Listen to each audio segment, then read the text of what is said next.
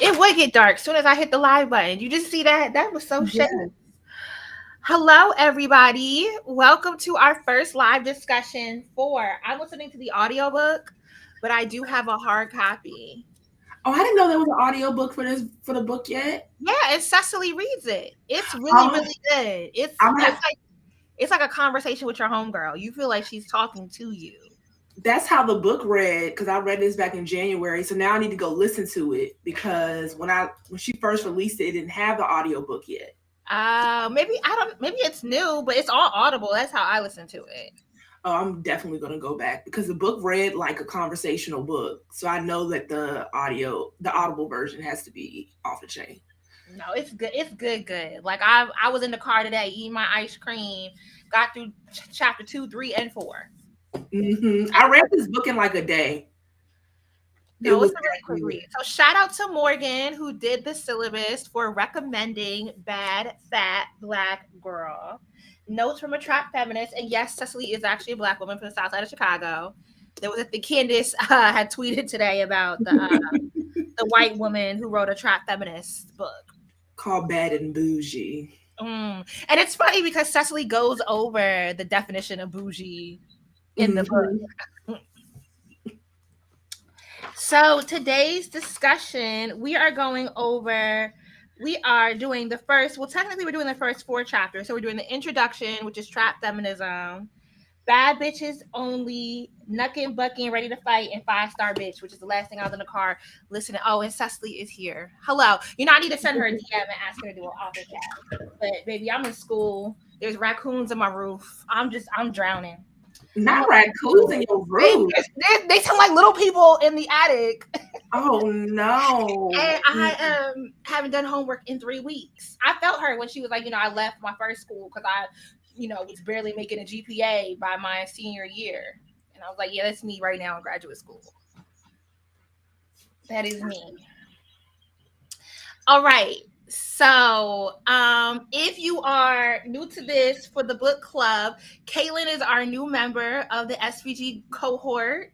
You want to give a little intro to yourself, a little background? Yes, it's your girl Kaylin. I'm a PhD student currently fighting for my life every day to become a doctor. I study misogynoir on Twitter, and right now I'm looking at Megan Thee Stallion and basically how y'all was treating her when she got shot by Tory Lanez because I feel some type of way about it. That was your dissertation is on? Yep. So that's what I'm talking about. Okay. So this book is really in tune. This is like really, Yes. this is high key an academic text. It is. For me, it is because, Cecily is my feminist icon. Okay. Yeah, get with it. I really appreciate, like, I'm enjoying this.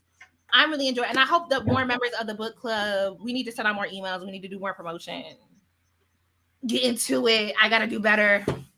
The book club's in disarray because I'm in disarray.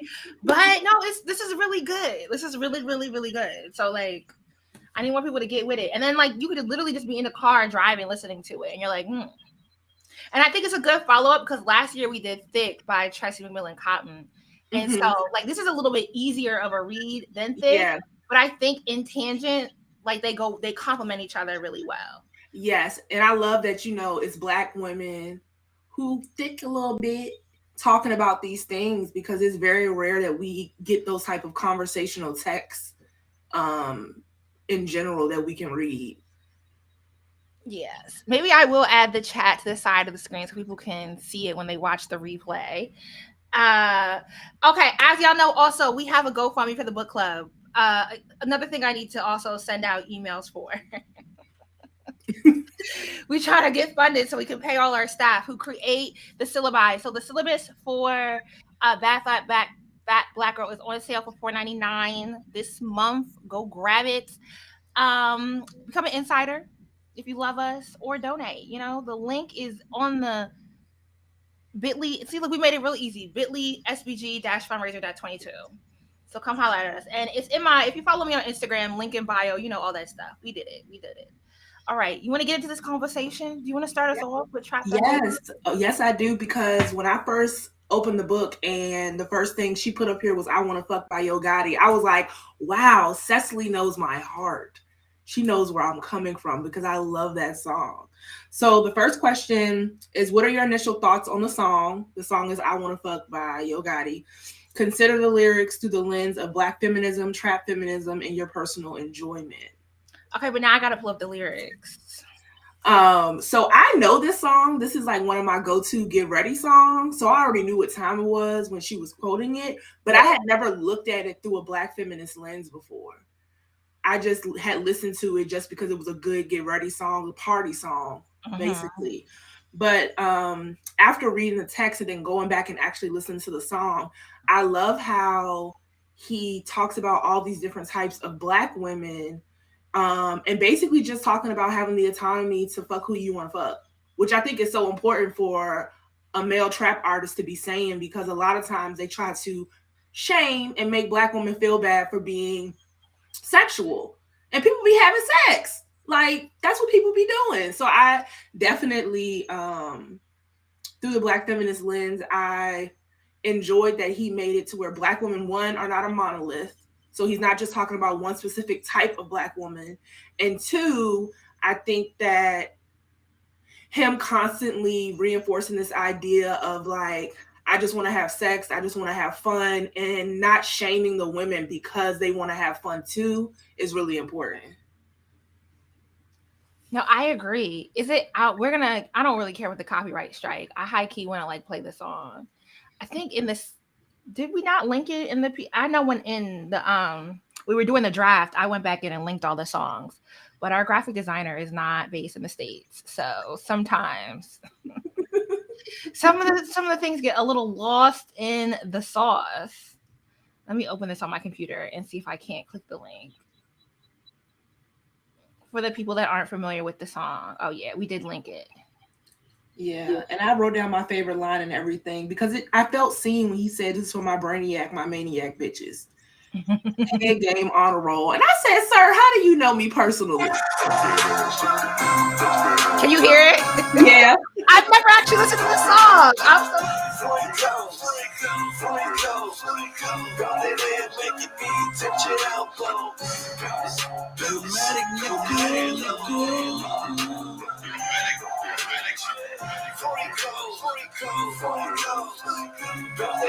You know what? You know what's horrible? I'm very much so a Dolph fan, so I probably have not really listened to a whole lot of Yo Gotti. I am too. And it's wild because my thesis is on Memphis Black women, so I will have to get into a little bit more YG. But yeah. Yes, definitely. Yo Gotti, he was really crucial to my undergraduate experience. Like, he was like the soundtrack of that experience. So, but I do love Dolph. Let's be clear. Rest in peace. Yeah. No, we're not holding the beefs personally. Yeah. Maybe that's how it went for me. But you know, I'm not gonna get too much of my background, but I have to go back and listen to the whole playlist for this book and really get into some of the songs.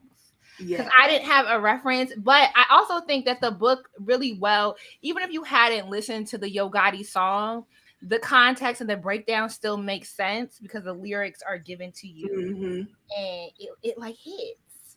It does. And I feel like the way that Cecily explains how feminism, especially Black feminism, shows up and trap feminism shows up in the song is helpful as you go throughout the rest of the book and also listen to the playlist. Yeah. Oh, and you know, she does say this in the book, and I was thinking this as I was listening to it, is about, because our first book that we read in the book club was When Chicken Heads Come Home to Roost. By my brain is so empty. Joan Morgan. Yeah, I could see her face. I was like, in the blank. Yeah, by Joan Morgan. And you know, that was one of like the first feminist texts that I read, because, well, no, I read Bell Hooks first and didn't like it. Yeah, I understand. I read Communion when I was in high school and couldn't get it. Wasn't, you know what I mean? It wasn't clicking. It wasn't giving what you thought it was. No, it wasn't. So my homegirl gave me a copy of When Chicken Heads. I remember we were on Far Rockaway. We were at the beach in Brooklyn, and she gave me a copy of this book and was like, "I think you might like it." And I read it, and it was just life-changing at like 18. It was like, oh my gosh, this makes so much sense. It gives so much clarity. And then when we read it in the book club, I was like, I don't know, some of these things age so well. Yeah, I teach a hip hop feminism and poetry class, and we read the first 2 chapters of the book. Yeah. And I had to give like a warning, like this book was written in the early 90s. So please it's giving show my sis some grace. Show my sis some grace. And some of my students was like, wait a minute. I said, wait, y'all. But I like that this is like an update. This brings us in because it also you have to acknowledge the patriarchy, right? You have to acknowledge the way that certain systems are harmed, but also we're trying to survive. We're trying to survive in a system where we're all going to oscillate between harm doer and the harmed. And at some point, we also have to be real about theoretically how much of that theory can be applied in our material reality rather than just, be theoretical. Okay, Cecily is saying that, we have to look this up. You had a talk with Joan a couple of weeks ago at NYU. It was good. It was good. I think that was the one with Brittany Cooper. And I forgot the other author's name, but it was a really good talk. I was like, this is good. This is good information. We've been really on the Black feminist train. We read Brittany Cooper, secondly. That was our third book that we read. Back in 2020. I'm looking at the talk. Okay, we can move on to the next question. I'm sorry, I have too many screens open now. Do you agree with Bowen's opinion that Gotti completely detached himself from the hypocritical shame on you, whole finger wagging that male privilege emboldens so many Black men to do? I think so. I guess I agree to a certain extent, simply because when you think about hip hop feminism first, you think about that concept of like fucking with the grays and understanding that there is going to be some contradictions. And I feel like those same contradictions show up in trap music, right? Where there are going to be some songs that are degrading to Black women, but there still are bits of those songs and those experiences that are also important to Black women at the same time. So I do feel like Yo Gotti detached himself because he wasn't talking necessarily, like I said earlier, about you should be ashamed for wanting to just fuck, just to have sex, have casual sex. He was kind of like, no, I want to do that too. And I'm down if you down. And I think that was really important for a male rapper to say in that context, especially in trap music. No, I get it. I want to move to this question. I'm actually going to skip ahead in the syllabus to page 12 because the quote is, "This was the beginning of trap feminism for me. The moment I realized I was evolving not away from trap, but in a full circle back to it. I wouldn't accept the idea that no good could come out of trap music. I wanted to reconcile the fact that some of my favorite trap songs made me, a queer Black woman, feel good, proud, and even inspired. So the question is, what messages, if any, do you believe trap music, hip hop can offer women?" And this is what, this is where it really relates back to what, Joe Morgan is talking about when Chicken Heads Come Home to Roost, about like rap is a part of our culture. Yeah. And honestly, I think now, like in the 21st century, it's like, how pure can your ethics really be? Facts. You know what I mean? Like, how much can you uphold? And also, I feel like people honestly bring up like the music that you listen to as like a straw man. Like, they're not really having that argument with you in good faith. Like, there's this Black woman, Jasmine Garden, that I follow on TikTok, and people were pulling up the fact that she has listened to Kodak Black in the past. And I'm like, she's a Southern Black woman. Like, I don't know what state she's exactly from, but it's like, when you were, if this is something that has a distinct memory to you in high school, I think there's some wiggle room here with allowing people to have been past fans, or to also within, I think there's a certain level of, obviously I'm not promoting that we like, oh yeah, we should still be listening to like R. Kelly or whatever, but that like, I don't necessarily think that I have this idea that people need to have this hard line on rap music. I think that it's very interesting that only with rap music, that's the only genre where people try to draw that hard line. Because ain't nobody telling you to stop listening to Miles Davis because he was beating women. Exactly, right? And I think that shows how like pervasive it is when you think about it, because like rap music does have a way of inspiring people, and specifically trap music has this idea of the people from the undercommons, like Fred Moten talks about in his work, speaking their truth, speaking about what they know, but also a go get it mindset. Like trap music is good, go get it, go get the money, go get what you got to do, go hustle music. So why wouldn't you understand if someone likes listening to that, right? So I think that because rap music is attached to Black people, that it becomes such an issue when we choose, especially as Black women, to engage and enjoy Black hip hop, rap music, trap music. It really like confuses people because they think that if we're listening to this music, then we don't love ourselves, or we don't really care about what people think about us or say about us, which is not true. We should be able to enjoy it. I'm like, you know what's running in my head? That TikTok sound of where like they're, oh my gosh, this is so ghetto, but I love it. Mm-hmm. You know, like that's the thing about like the joy, that like the sort of like confidence and the, you know, like when she gets into is that chapter 2 where she talks about Nuck If You Buck, and like about that being like our war song, and I think that speaks to like a lot of trap music, or rap music in general, is that you get to express feelings that like you're not allowed to, because people will literally use it to like assault you or to, you know, harm you. Yeah. And so you get to express, you know, this proud feeling, these feelings of like immense joy, of celebration, of just feeling good about yourself, like Bad Bitch Season. Yep. You know, through the music, that a lot of people like, the respectability politics is really deep in the Black community. And so I think it got us in a chokehold. In a chokehold.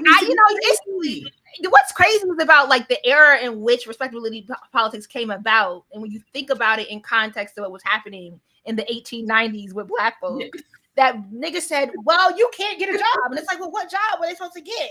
Exactly. What job was niggas supposed to get? Yeah, and I also think, like, I go as far as to think of like trap music to have the underpinnings of what gospel does for Black people, right? There's a certain spiritual element to hearing your story being told in a way over a beat that you can feel, like you can feel that bass, and that's really important to our culture. But like I said, respectability politics really have us in a chokehold. Like we can't break free. It's almost like hookah. Hookah got us in a chokehold, and so do respectability politics. So not the hookah, not the shisha. Yeah, the shisha got us down bad. Okay. Okay, I skip it to page 13 because I think this would be a great question. I want to hear from you about how does your current understanding of trap music and trap feminism factor into your personal engagement with feminist theory and practice? And the quote is that in the past, trap seemed to be at odds with the rest of my identity as a feminist. So what's so crazy, I literally just had a conversation about this with one of my homegirls about how like my feminist icons are not the feminist icons that we learn about in like Black studies. Like one of my feminist icons is Deb Anthony, which is Waka Flocka's mom, because I love her story, right? So for me, my feminist icons, my feminism comes from like hood bitches, people who hustle. That's what's interesting to me. Like their stories are what makes me think of what feminism looks like, because that's what my family looks like. Yeah. So I don't come from an academic background. So when I was introduced to feminism, my feminism looked like, you know, having to sell your food stamps to make sure your kids had what they need, right? Pushing against the system by, and I think she talks about this in the book as well, like using someone else's address so your child can go to a better school. Like that's what like my idea of like community and feminism looks like. So trap music and trap feminism makes me feel more included than maybe some of the other feminist texts I've read in the past, where I didn't feel like I was a part of those texts or a part of that community because I don't come from that background and I don't think that way. Yeah, it's like what Joan Morgan says in Chicken Heads, where she's making this case against, like, she understands that the Black feminist texts exist and she's not deterring from that. She thinks they're important. But like you read those academic texts and it's really hard to relate because they're so academic, right? Yeah. And they feel like they're for a certain class of Black women, and they don't relate to your material reality. And so I do think it's very important for trap feminism. You know, we also read Hood Feminism by Mickey Kendall, but having just a feminism that is also has, I mean, you can't have an analysis without a gender, race, and class. You have to analyze all three in order to really have a proper lens. And so, And I also think that like as far as like personal engagement goes, like when it comes to feminism, you want to be able to talk about these types of things with your family. And a lot of those texts, you can't just bring up like a lot of bell hook stuff with your family. They don't know what the hell you're talking about. No. So you want to be able to. That's a little hard. You just be like, you niggas ain't shit. Yeah. Damn, girl. You know, I read Communion and she was like, her dad was awful because her mom used to get his plate of food. And I'm like, bitches can't get niggas plates of food now. Like, yeah. So it's like, you know, you have to. I feel like meet people where they're at. Yes, I feel like understand the world people live in. Yep. And I think that trap feminism, especially the explanation of the book, does a good job of meeting people where they're at. And I even write on one of the questions about just how it's like an evolving framework. Like it's something that's constantly moving. It's not like in a silo that's staying in this one place. Trap feminism is like an ever moving, ever changing framework based on the people. Yes. I love that she gave a definition for Hotep. You know, I wrote an article for The Root. The etymology of Hotep, and I got eaten up because I used to live in Brooklyn on Nostrand Avenue, and like there is a school that does like the Egyptian African stuff, and that's actually where like the Hotep sort of Egyptian African identity came into the Black community from the school in Brooklyn, and his like modern day followers were all in the comments like, how dare you? And I'm like, yeah, I thought I was Hotep Light earlier today because I was listening to Ab-Soul. I was like, am I Hotep because I enjoyed this music? I had to catch myself real quick. You know, but we all hide low key like that. You know, I'm 37, right? So like I was in college in the early 2000s. And so I definitely had a Marcus Garvey shirt that I very proudly wore with like Marcus Garvey and like a long ass coat, and it was beige and brown. You know, I had the army cap. I briefly was into spoken word, very briefly. Same. You know what I mean? We all like as people that come from just trying to find like this Black politic that you know exists, but you don't necessarily have the language for. I think we all kind of go through, you know, a Hotep phase, and I think the thing. Oh no!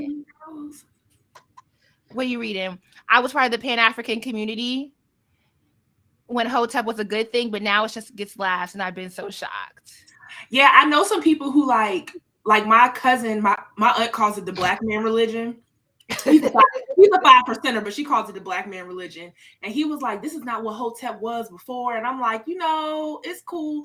Also, y'all don't talk about spoken word because I am a spoken word artist. I don't do it no more, but I still write more. Okay. But you know what? Naima, who used to come to the book club and read poetry, Naima makes this case that like we should be like, I think at one point we got really like Hotep became a really negative connotation, right? Like it was kind of like a dismissive term to call a nigga a Hotep. But she was saying you got to think about why Hotepness is so pervasive in the Black community. And she's like, these men are doing like, they would give out like free food and they're like meeting community people where they're at. She's like, there's some parts of why the Hotep theology has kind of spread that you should also consider versus just turning your nose up at it. So the way they reach into the community, the way they're meeting men they are in essence kind of telling men what they want to hear, but there is having a conversation and not demeaning someone in that conversation. You know, you can be too woke. And I think that's what happens. Like, it's like woke overload with some of the Hoteps. And I'd be like, just bring it back a little bit. Just a little less conspiracy theory, just a little less, you know? Yeah, like you can be diet Hotep. You don't have to be Hotep Ultra. You don't gotta be that. All right, let's get into the female rat, which Cecily says was the first frontier for trap feminism. Way before I had a name for it. I already mentioned the blueprint, Trina said, but I was just as enamored by the likes of Foxy Brown, Jackie O, LaChat, and Shauna. Did you listen to any of these people? You said what? Have you listened to any people? Were you like growing up a fan? Yes, I was listening to this. My mom was a hustler, for lack of better words. She was a hustler, and so was my dad. So I grew up listening to LaChat, Mia X, all of them, Foxy Brown, Lil' Kim. Like that's all that my mom would play for me. So I've been listening to that type of music since I was small. So I thought that was normal. It was not normal because I was in school quoting Lil Kim and getting in trouble for it. But I have wrote down, I said they're still out here and honestly dominating the scene. Like the girlies are giving the men a run for their money right now. Do you hear me? Like the raps are good, the lace fronts are good, the outfits is flames. They're giving us I can talk to you about current female rap. The thing is, I grew up in a Jehovah's Witness family, so I did not listen to rap music until I was an adult. And really? I moved, and it really wasn't until I moved to Brooklyn when I was 20. I dropped out of school, got a one-way. I didn't drop out of school. I just didn't go back. I got straight into Howard University because I did not return to take my finals. But I left Howard University because I realized who's paying this tuition. Mm-hmm. And so I got on a bus and moved to Brooklyn. And my roommates were two Brooklyn guys who grew up in Brooklyn, and they were very much into like Jay-Z and Biggie. And so I got like an entire like 98 rap era. Mm-hmm. Like I got a whole lesson. And then I went to work for Kanye at Good Music. So I got like a very like Northeast, mm-hmm. that sector of like rap music history. You definitely need to listen to like the male, like the old school Black female rap. You need to. I'm gonna send you a playlist.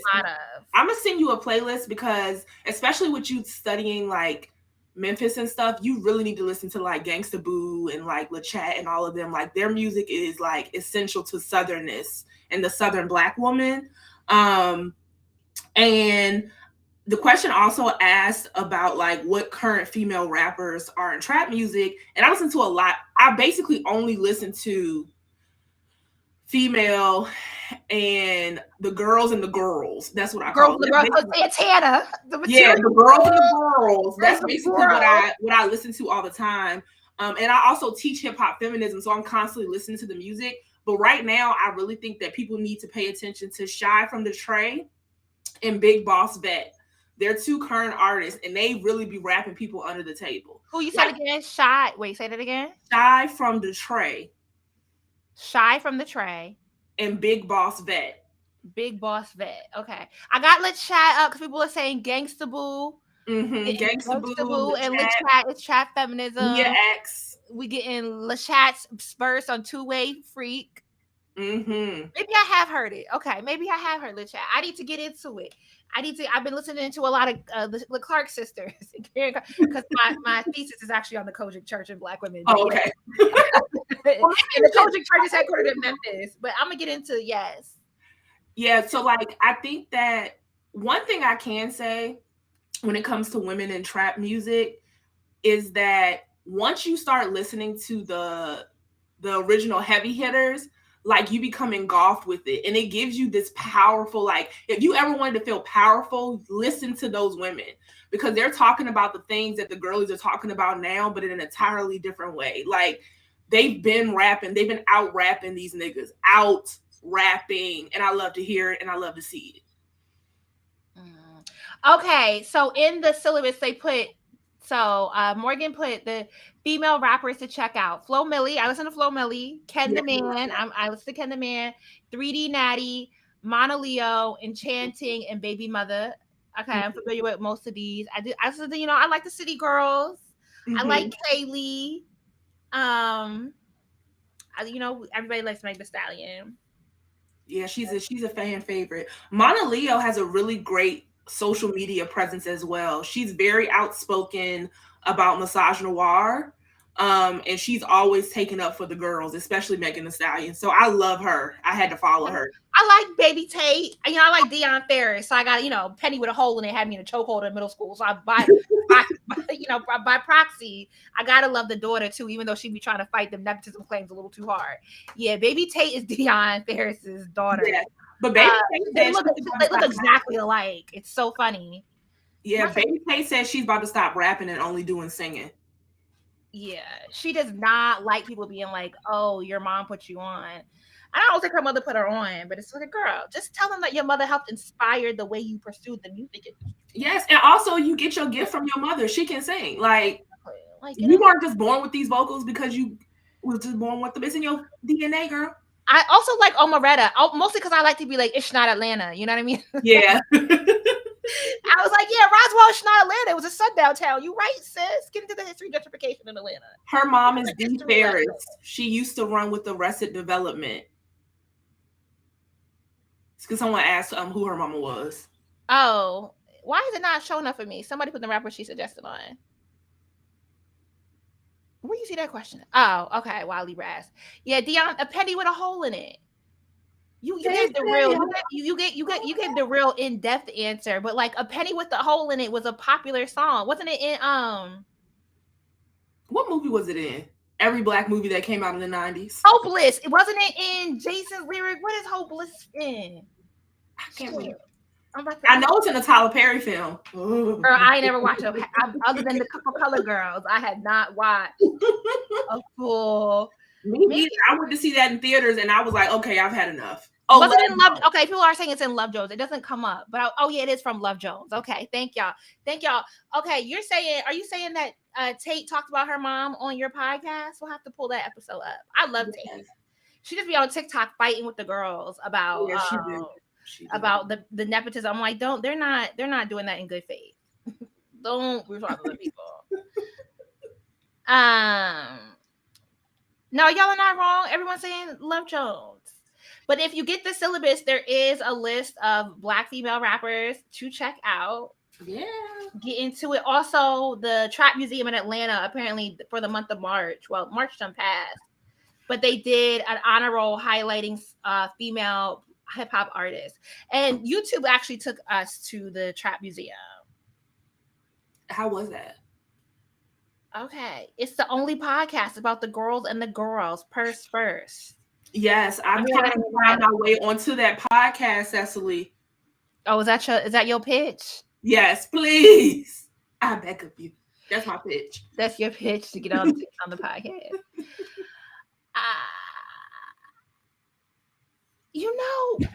I think it's interesting that we got a quote from Mike Will Made It about trap culture that the phrase trap culture waters down what he understands trapping to be, which is hustling. But I'm like, isn't Mike Will Made It the one who was working with Miley Cyrus? Yes, and also Mike Will Made It is benefiting from trap culture financially. So his comment, no shade, no tea, like you're benefiting from that capitalism, shawty. So how do you don't really feel this adversely about it because you're constantly still making money off of it. I also think that hustling can look like many things. I had wrote that down. I was like, hustling can be credit card scamming all the way to, like we talked about, the addresses.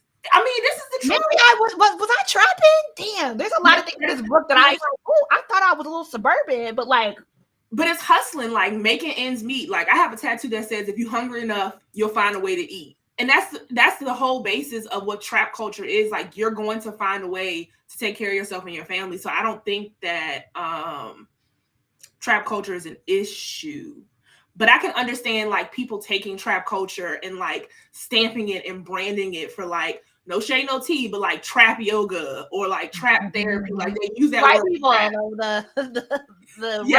Yes, like they take it and they use it and stamp it on things and use trap interchangeably with we want Black people to participate, which I can understand why Mike Will Made It would feel that way. But also he's benefiting from the trap culture. So I know he got more money in his bank account right now than I do. Well, in the text, Cecily says that she uses the term trap culture in reference to economies, language, and ideologies of young people in the hood, not the music industry or the persona of its artists. Trap feminism lives right at the intersection between the reality and the rehearsed. That's giving Fred Moten to me, the performance of Blackness. I've only read the introduction to Black and Blurred because that was too dense. Moten be quoting too much Hartman. I was like, I'll just go read Hartman. And she's a little bit easier to digest. But that the intersection of the reality and the rehearsed, it was giving Black and Blurred. Fred Moten. I've only read one thing about him, and that was about the Undercommons, and that's where I began and where I ended. Yeah, it's really dense, but he gets quoted a lot. Mm-hmm. What page are you on? Oh, I'm moving on to page 17 because we only at the intro. We halfway through the discussion. We got 3 more chapters to talk about. We gotta fast forward. But the whole point also of this, we produce these syllabi so that people. Oh, do you have me on echo? Is that me? I don't hear echo. I was echoing. No, but like we have the syllabi so that y'all can take these conversations and have them with your own community. And I think this is a really easy book to read with your homegirls. Tell them to listen, get the audiobook from their library, and have a discussion about it. Let's just move on to chapter 1 because we at least got to I'm ready. Bad bitches only. So chapter 1 begins with Cecily providing a personal account of the physical body, writing. Not only am I fat, the ancestors saw fit to deny me the proportions that are so frequently admired in other Black women. Rather than collect my excess in rounded hips and ass, most of it has decided to settle in my arms, back, and what I affectionately call my tire. The circumference around my lower abdomen, which includes the space above where my ass crack ends and my sagging belly, I guess, quote ended, but my sagging belly begins, maybe. She continues by detailing disparaging remarks about size and physical characteristics during her youth. I mean, I think also in this chapter we get like the confirmation of why the title, like Bad Fat Black Girl, which is also Cecily's handle across social media, and this not wanting to walk away. I think this definitely reminds me to get into like the more academic text. It reminded me of Tressy's essay on beauty. Don't ask me for the title on it, but she's also pushing back up against. I don't like the way Cecily also in I think chapter 2 or 3 talks about the idea of people coming up to you like unrequited, talking about, oh, you're so confident. Like, are you saying that if you were in my body, you would be hiding? But exactly. Like Tressy also correlates to white women's desire to like go out of their way to be like, you're so beautiful. And she's like, I know I don't fit into the mainstream standard of beauty. And it's okay because I don't also have a desire to buy in to the consumerist aspect of it. And then it reminded me of Bell Hooks when she has a book called Black Beauty that also talks about the It made me think about on Queens of Comedy when Samora did her set. She talked about how her butt was wide, but it didn't have no weight on it. And when Cecily talks about this idea of being bad built, I felt seen because I feel like a lot of times when we like the plus size women and the fat women that we praise have a certain shape, right? You don't have an no belly. Where's the guy? Like you don't have a flat ass. Like you supposed to have the clappers, and we don't all have the clap. I think this is what the thing about, and she gets into this, is that she's not anti-plastic surgery. I dislike BBL culture because it reinforces this idea that we all have to have the same body type. And what it does is it ends up, it reinvests in this fat phobia that says it's okay to have fat on your body, but the fat can only be in your breast, hips, and butt. And how dare you have fat in other places? And the body doesn't, that's not how the body works, right? Yeah. So I'm pro plastic surgery, body modification surgery, because I had weight loss surgery in October, right? And that's considered a body modification surgery. And I probably will have to get like other surgeries afterwards because of the amount of weight that you lose. But I think that, like you said, you pointed out a good point, is that this idea that the BBL body is what people are going for, not that they want to get these body modification surgeries to change something, is to look specifically like something that someone else has said or do as the right body. Well, consistently changes to get you to buy into it, right? So everyone gets the BBLs, but BBLs also require, like, you have to go for several rounds over the years because your body changes the way. Anytime you get a BBL, or you get really the BBL where they're taking the fat and putting it someplace else, it's the lipo that causes your body to change how it gains weight. And so you have to go in for modification rounds to keep the upkeep of the surgery. But then we're also going from BBLs to now skinny BBLs. Yeah. And the girls are too young. The girls are getting them too young. Like, you're 18, fresh out of high school. You haven't gotten your grown woman body yet. Your body hasn't finished developing, and you already getting a BBL. And then it's like, baby, let me just get my little size 16 in peace. Please have room for the gut. I have to get in my clothes, and then it's like this really cinched waist. And then all this space for up here in the bottom, but no space for my stomach. Like, how can I button my pants if it's made for the BBL body? Because I don't have a BBL stomach. I don't have it. And I don't want it. I want to love the fat that is on my body. I want to love all my body. And I want to give grace to my body. But it is kind of hard. You know, this is something I'm in therapy, and it's something I've been talking to my therapist about having to be on the internet, and just the way that sort of image is so innocuously served to you. Constantly like this idea that like fat is unacceptable in certain areas of your body, that you are wrong for having fat on your body that doesn't fit a specific silhouette. Yeah. And we're constantly reinforcing this fat phobia, and it's like a visual linguistic language that's constantly being served to us. Yep. And so I also think that's why this book is really important, right? To have these conversations, to acknowledge, to get this perspective, to talk about the fat phobia from the lens of a fat Black queer, a fat, how are we supposed to, all these nouns, all these adjectives, queer, fat Black woman. You see? Okay, I got it out. There we go. Getting all the intersections of the identity to, and what I also appreciate, because as Cecily gets more into her personal life, and even I think it would been really easy to lean into this narrative of I'm from the hood, you know, my mama had a drug issue, and I climbed out the hood, and y'all can't take my hood card away from me. I'm a thorough ass, badass bitch, like Black girl, and can't nobody knock me for that. And look at what I did. But instead, she's saying, no, I am all these things, but I also acknowledge the privileges that got me to this point, that made my story different from so many other people that I interacted with or that were part of my community along the way.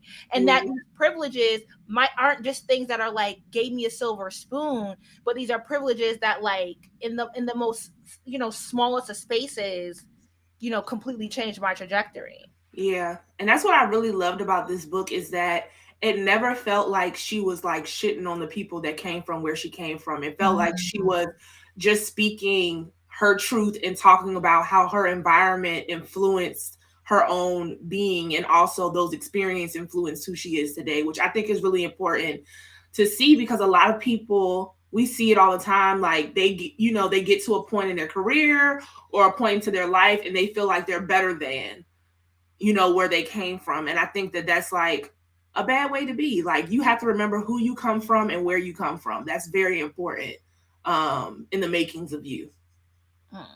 I thought this was a great example. This is on page 20 of the syllabus, where in the book there's a discussion about what makes a bad bitch, and it engages popular social media to give readers a closer look into who is and is not considered bad bitch material. So women like Miracle Watts, Lyra Galore, and Alexis Sky are, you know, we could add a Ari. Yeah. Data way that you did. Are wildly popular social media influencer models, video vixens. And on the contrary, women like Quintasia Sharpton, commonly known as Usher's herpes accuser, was believed to have been dishonest in her allegations solely based on her being a fat Black woman and not being Usher's type. Can you identify other media occurrences of figures that reinforce the idea of what a bad bitch is or is not? Yes. The way that people treat Chika on the internet is crazy. Chika can literally say, like, I don't like lemonade. And the first thing they will do is attack her body. The same thing with Lizzo. It doesn't, now, some of the outfits that Lizzo wears, they're ugly to me because the outfit is ugly. I don't care who it's on. I'm like, that's not hitting like you think it is. But a lot of people use her clothing choices as an excuse to be fat phobic. And they use that as a reason to disrespect her. And I think that if you are fat and if you are Black, especially if you're dark skinned, people go out of their way to make sure that they let you know that you should be invisible. And I think that shows up a lot with Chika, and especially Lizzo on the internet. No, I agree. I think I also think of like the girl that Trayvon Martin's case, his homegirl who got up on the stand and people were fat phobic to her. That was so long ago. I'm like, I can never remember names. Like you said, Lizzo, Chika, Tokyo Vanity. Yeah. it's just like we live in a world, or even like when we get away from celebrities or people that are notable, it's like that girl that was on like the TikTok videos I've seen of girls talking about wanting friends that fit into their aesthetics. Yes. It's giving colorism, it's giving fat Yes. phobia, it's Yes. giving anti-blackness. Yes, very much so. And I'm so annoyed. They don't deserve friends. They don't. They don't. You know, and it's like, it's real. Like, I think it's a real experience of having people like either pick, like not see you and like put an effort, like they see you, but they're making an effort to erase you. They're making an effort to look past you. And that's what's very hurtful. Yeah, thank you. Rachel Gental was the young lady, the Trayvon Martin's friend's name that you know, the way we're quick to memify, particularly dark-skinned Black women, fat Black women, and use them as humor or jokes and like remove their autonomy and humanity. I think it happens so often. Like this one woman was on TikTok talking about she doesn't have an emotional connection with any of her homegirls on purpose. She just is like, you know, very surface with them. And I'm like, you do that because you want pretty friends. That's it. You want friends that are aesthetically this. And then like, you know, when you go out for those, and I know this as a YouTuber, right? Like whenever we do like YouTube Black conferences, all the YouTubers that fit into a certain aesthetic hang out together. And then like anyone who exists outside of that aesthetic is like, okay, girl, hi. It's so crazy because I watch a lot of like vlogs and stuff, and like everyone looks exactly the same. Like their videos look the same, the aesthetics are the same, the outfits are the same, especially if they're in Atlanta. They're going to the same restaurants, the same events. And it's almost like they are not necessarily buying friends, but like they're very, very intentional of choosing to be around people who fit an aesthetic and not necessarily people who are good people. But the crazy part is when harm comes your way, when you're calling for public support, you know who's going to be the first in the line. That's why I hate this using of like calling. I hate anybody that calls Black women masculine and uses that as a pejorative, as if it's a negative to invest in any sort of gendered energy.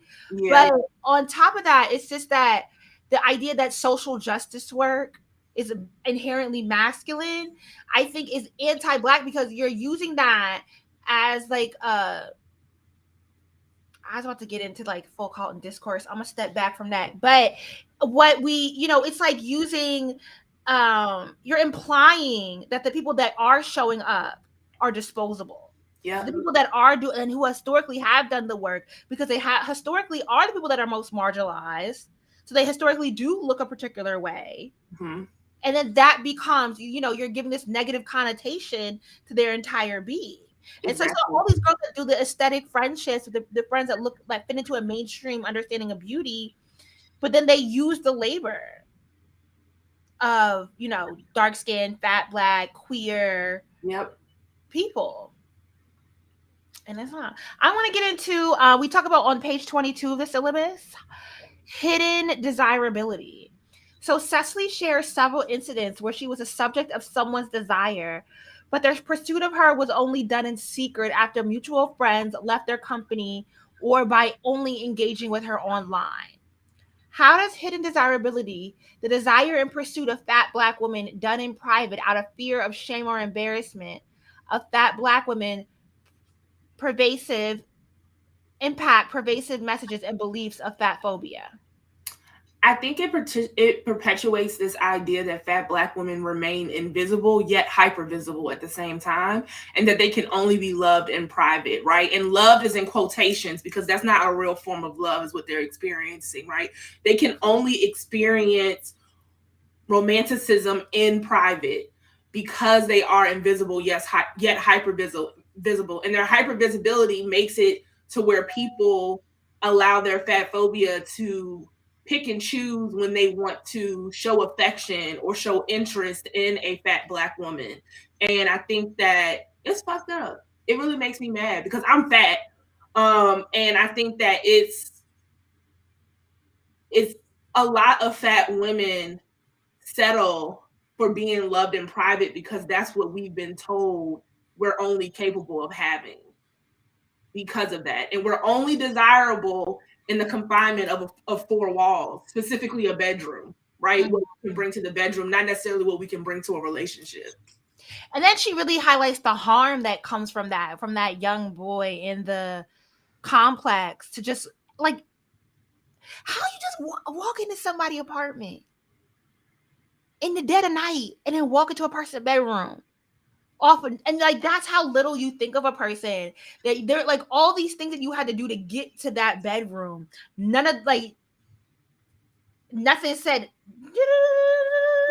don't know. It reminds me of Horton Spiller's idea of ungendering, Mm-hmm. right? And how we ungender the fat Black woman's body. So the fat Black woman is not a woman. She's a thing. And because she's a thing and she's not seen as human, Sassy said her little cousin let them in. But because she's a thing and not a human, it's easy for people to treat them that way, especially in private. Which is crazy because a lot of these people who are extremely fat phobic, their mamas is fat. And they aunties is fat, and so is their grandma. But they don't see them. They don't see them as human beings either. You're They're right. entities. You're right. They're entities that they have ownership and access to. Mm-hmm. Yeah. Okay, we got like 6 minutes left. We might have to revisit what you and Denisha talk about next week, because I think we're just having too much fun. Maybe we should do like a community. Like I have to figure out how to set Zoom up properly with these calls and have like do like a everyone talks versus just us talking and like people typing their comments. Yeah. Let's do this affirmation. Complete the affirmation based on Bowen's statement. I am not a trap feminist in spite of my body. I am a trap feminist because of it. That's so succulent. What else am I supposed to say? I know. Mine is real whack. I was stressed. I was like, now how am I supposed to come up with something like this? I don't got the bars. I had said I am not a feminist in spite of my upbringing. I'm a feminist because of it. But then I was like, why you got to use the word feminist? She just used the word trap feminist, but I couldn't think of nothing else. But I feel like my upbringing, even though I didn't know it was called feminism coming up, that's exactly what it was.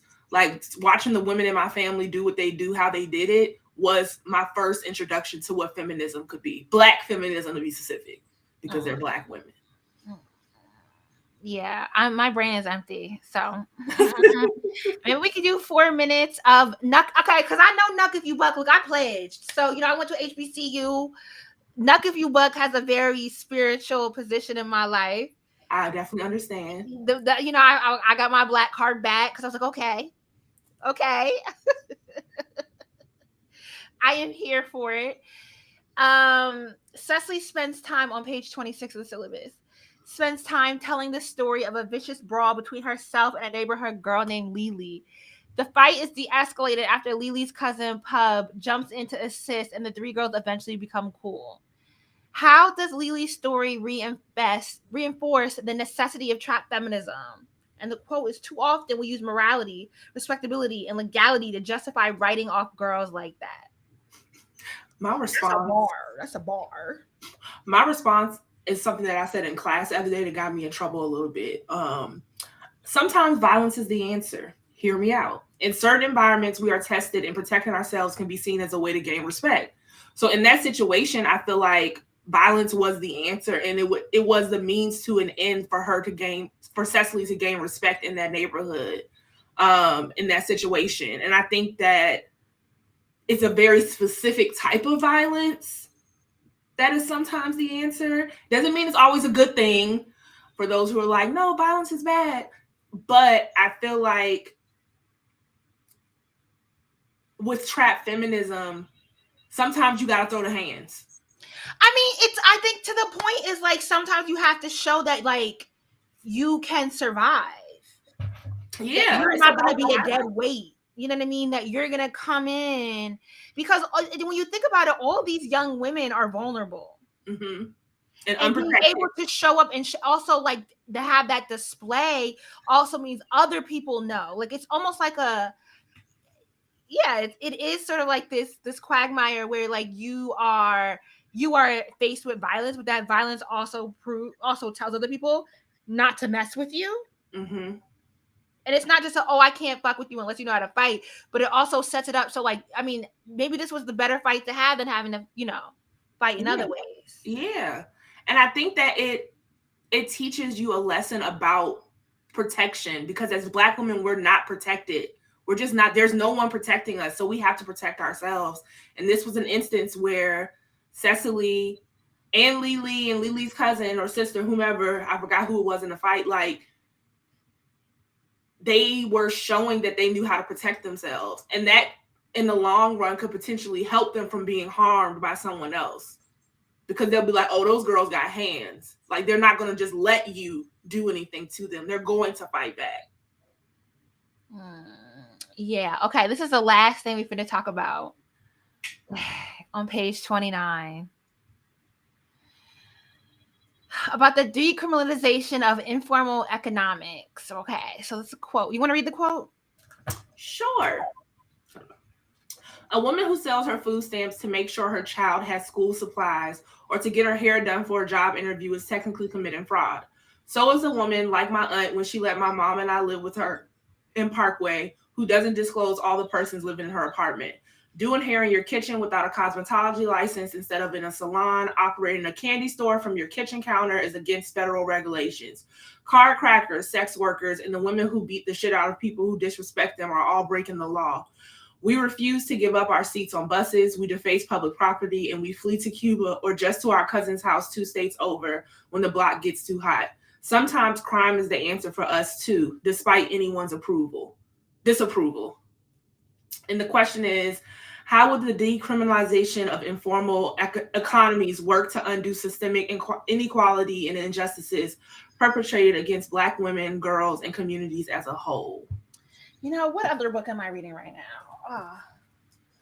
How Capitalism Underdeveloped Black America. I'm reading a lot about, when you get into like Black women history in the 20th century, I think this is something that kind of doesn't get talked a lot about our sort of entanglement with the criminal justice system, and how we're criminalized as a whole. I think we understand how the Black man, or how, like, criminalization happens, but maybe the more, I always love the word insipid, the more insidious ways that criminalization, like around mothering, around, as Cecily says, around like education and food. And it's not even stealing, it's that I'm trying to share the access that I have to my community so that we can all survive. So sharing food stamps, I used to, like, I wasn't selling my food stamps, but I was definitely like trading them for other services. Yeah, bartering. That's what the white people would call it. And they will report you for it. Yep. I think that if we decriminalize like these informal economies, it'll open up options for folks to profit openly and safely from the resources that they have access to, right? If you have access to doing hair out of your kitchen because you cannot go to cosmetology school, you should be able to do that. It's plenty of hair salons that's open right now that suck. I want to go to my cousin's house to get my hair done because I know that it's going to come out good, but she's also putting herself at risk because she's doing something that's deemed illegal, right? So I think that it would definitely open up the options for folk. And while Libra said in the chat that it would tear it all down, it would also allow Black people to really show how creative we really are when it comes to making ends meet and making shit happen. Yeah, no, I agree. I think because even the way when Cecily's talking about her own entanglement with being arrested for stealing, and then having that white home classmate who was like, yeah, she just had to go to a class. They didn't set, like, Cecily got arrested, got put on probation. You now have a criminal record. It impacts your ability to get a job. And even within that, she had all these privileges that minimized it.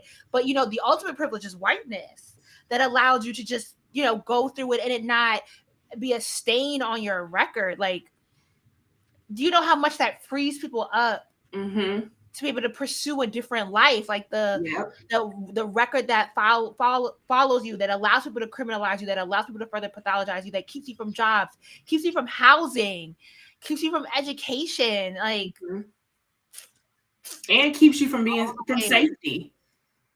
Because some of these options that people are doing are to survive and to be safe in a way that they see fit. But they don't care about our safety. So at all. Okay, and currently in America wealth disparities class, currently in an American wealth disparity class that is based on economics and the layers of what causes wealth and its disparities just really make me realize one thing will not tear things down. I don't think there's any one thing, one solution, but I do think that we can all kind of, like, the fact that, like, anything that we work on is worthwhile. Anything that we're conscious of is worthwhile. There will always be something else that can be done, but every little bit counts to dismantling the system. Yeah. You know, we all play a role. All right. This is our hour. Thank y'all for joining us. I hope more people get into the book. Yeah. Kaylin is going to be back next week with Dr. Denisha on part 2. We might have to, like, add a couple more conversations. Yes, because this book is that good. It is. It's not even that long. Look at us. We barely got to the introduction. All right. Y'all have a good evening. Talk to y'all later.